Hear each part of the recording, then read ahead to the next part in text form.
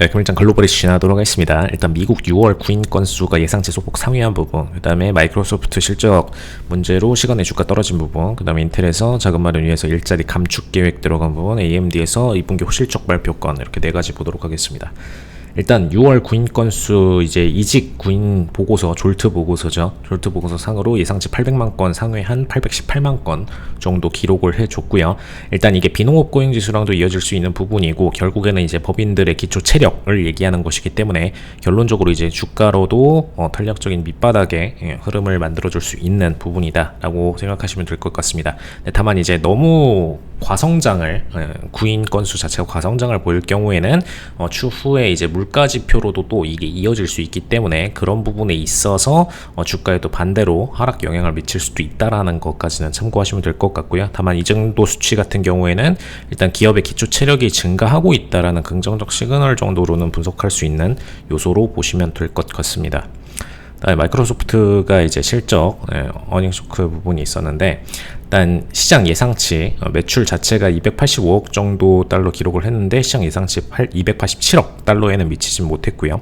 뭐 쇼크라고 보기엔 좀 어렵고 그냥 소폭 하회했다 정도로 생각하시면 될 것 같습니다. 네, 다만 이제 이번 회계년도에서 자본 지출 늘어날 것이라고 밝혔는데 일단 AI 부분 투자를 더 적극적으로 해야 되는 상태이죠. 오픈 AI의 어떤 지분을 갖고 있다고 하더라도 실질적으로 이제 오픈 AI의 서비스들 외에 별도로 이제 AI를 자체적으로 플랫폼을 구축하고 그 다음에 클라우드 서비스 구축하는 부분에 있어서 어쨌든 AI 관련된 투자들은 더 들어가야 되는 상태이기 때문에 이익적인 부분은 오히려 더 떨어질 가능성만 높은 상태이다 라는 점까지 참고하시면 좋을 것 같습니다. 그래서 시간의 거래에서 약 3.6% 정도 하락하는 모습 보여줬고요.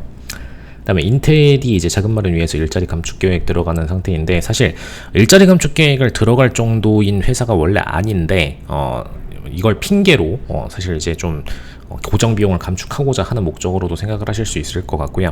기본적으로 이제 돈을 워낙 잘 버는 회사 중 하나인데 기본적인 기초 체력 부분뿐만 아니라 성장 속도에 대한 제한이 많이 걸려 있다라고 생각을 좀 하는 상태인 것 같습니다.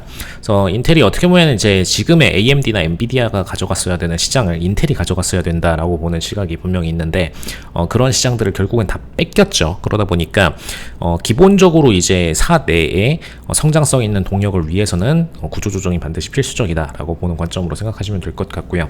일단 자금 조달, 그 다음에 시장 점유율 감소 대처 위해서 수천 개 일자리 감축할 계획이다. 그러니까 시장 점유율 감소에 대처하는데 일자리를 감축하는 거는 사실 맥락이 좀 안 맞죠. 정확히 말하면.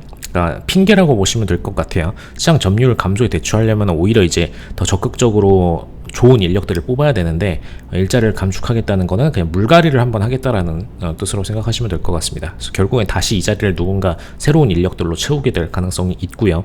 그 다음에 개인 컴퓨터, 그 다음에 서버 시장 주요 기업인데 AI 어플리케이션 관련된 칩 수요 부분 증가를 위해서는 반드시 이제 회사의 탈바꿈이 필요하다라고 보는 관점으로 생각하시면 될 것 같습니다. 그래서 주가가 최근에 거의 뭐 40%가량 하락하는 모습까지 보여줬는데 이 부분 시장 탈환을 위해서는 반드시 체인지는 좀 필요하다라는 점 참고하시면 되겠고, AMD가 이제 2분기 실적 발표 들어갔고요. 일단 월가 예상치는 뛰어넘었고 3분기 실적도 예상치 웃도는 가이드 보여줬고요.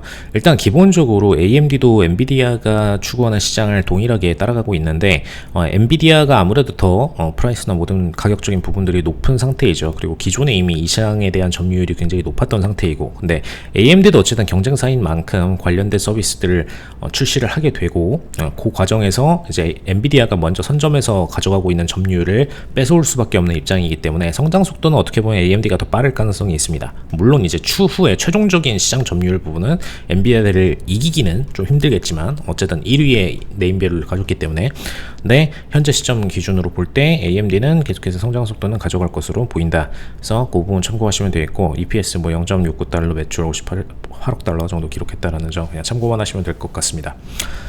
일단 이번 주 주요 경제지표 ADP 남아있고 금리 결정 목요일 남아있고 금요일날 이제 비농업 고용 지수 남아있고 3대 주요 지표들 전부 다 남아있는데 지금 이거 앞두고선 S&P랑 나스닥이 전부 다 이제 하락세를 좀 보이고 있습니다. 그래서 이 부분 참고하셔가지고 트레이딩 이어가시면 되겠습니다. 이상 블랙콘트 에코티입니다.